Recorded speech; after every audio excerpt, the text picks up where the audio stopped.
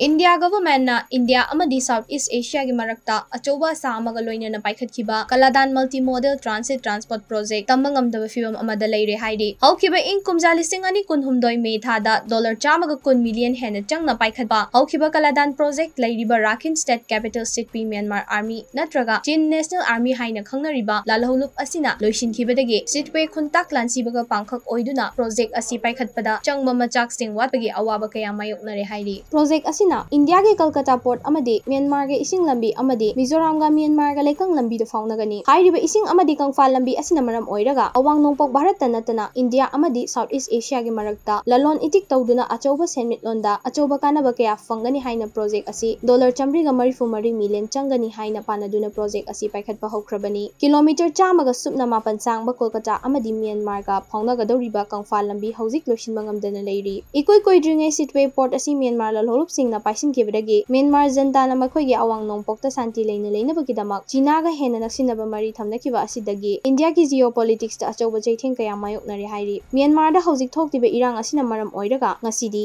hairiba Kaladan project asida natana Act East policy mangfaunaba ngamgadauribra haibadu tamba ngamdana leire hairi